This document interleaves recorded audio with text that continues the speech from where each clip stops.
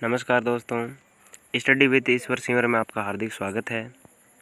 आज हम शक संवत और विक्रम संवत के बारे में अध्ययन करेंगे।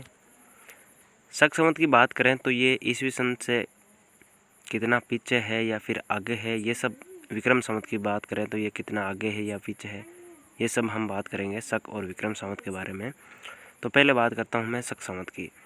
भारत के आधिकारिक जो कैलेंडर है, इसको सरकारी रूप से अपनाने के पीछे कारण ये है कि प्राचीन लेखों, शिलालेखों में इसका वर्णन देखा गया है। इसके अतिरिक्त वह संवत विक्रम संवत के बाद शुरू हुआ अंग्रेजी कैलेंडर से 78 वर्ष पीछे है, 2020 है जैसे अभी।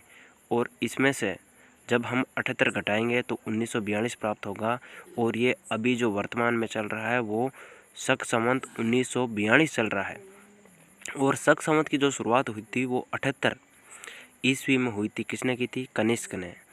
कुषाण के यूची कबीले से जो भारत में आए थे वो वंश कहलाया था कुषाण शासक। और कुषाण शासक में एक प्रतापी शासक हुआ था कनिष्क। और कनिष्क ने ही क्या किया था? शक संवत की शुरुआत 78 ईस्वी में की थी। हम बात करते हैं 1 ईस्वी, 2 ईस्वी, 3 ईस्वी। अगर 78 ईस्वी में शक संवत की शुरुआत हुई तो शक संवत 78 से शुरू हुआ। इसका मतलब जो ईस्वी सन है वो शक संवत से 78 साल पहले ही शुरू हो गया था। इसलिए जब ईस्वी सन में से हम शक संवत को घटाते हैं तो वर्तमान में जो शक संवत चल रहा है वो आ जाएगा। 1942 आ गया, 78 घटाया 2020 में से। तो अब बात करते हैं विक्रम संवत की। राजा विक्रम के द्वारा प्रारंभ किया गया संवत है विक्रम संवत।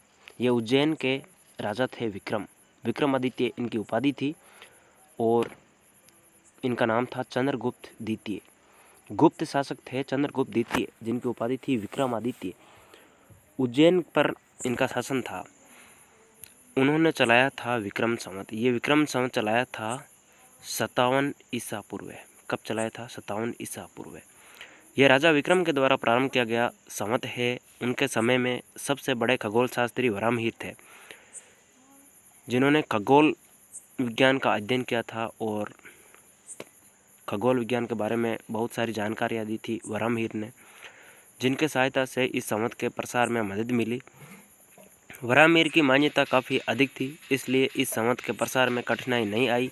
इस संवत की मान्यता होने का दूसरा प्रमुख कारण है कि ये संवत उज्जैन से शुरू हुआ। उज्जैन में आप जानते होंगे कि वे ऐसी जगह है जहाँ से कर्क रेखा गुजरती है। वहाँ से समय गणना, घड़ी आदि कई महत्वपूर्ण घटनाएं जुड़ी हुई है, जिसके कारण उस जगह की मान्यता है। अंग्रेजी कैलेंडर से 57 वर्ष आगे है। जो विक्रम संवत है वो 57 वर्ष आगे कैसे? क्योंकि ये ईसा पूर्व की 57 ईसा पूर्व शुरू हो गया। मतलब ईस्वी सन जब शुरू हुआ उसे 57 वर्ष पहले भी शुरू हो गया था। क्या? विक्रम संवत। तो ईस्वी सन में जब 57 वर्ष पूर्व का वो ऐड करेंगे भाग, तो विक्रम संवत प्राप्त हो जाएगा। जो अभी चल रहा है वो 2020 में प्लस 57 करेंगे तो 2077 विक्रम संवत चल रहा है। इस प्रकार अभी 1942 शक संवत चल रहा है और अभी 2020 में 2077 विक्रम संवत चल रहा है। विक्रम संवत व शक संवत में आपस में कितना अंतर है? 57 प्लस 78 को जोड़ा 135 वर्ष का, यानी कि 57 वर्ष ईसा पूर्व विक्रम संवत की शुरुआत हुई थी और 78 ईस्वी में शक संवत की शुरुआत हुई थी। तो कुल मिला के 57 और 78 के बीच जो ये गैप है ये 135 वर्षों का है। क्योंकि 57 ईसा पूर्व के बाद में 56 आया, बाद में 55 आया, बाद में 54 आया, ऐसे करके जब 1 पर पहुँचे तब 57 हो गया। 1 के बाद में 2, 3 ऐसे 78 तक पहुँचे तब ईस्वी सन आ गया, ये आ गया, तब शुरू हुई शक संवत। तो 57 प्लस 78 135 वर्ष का अंतर है। विक्रम संवत की बात करें तो 2077 माइनस शक संवत 1942 बराबर 135 वर्ष का ये अंतर है। ये क्वेश्चन वेरी इंपॉर्टेंट है।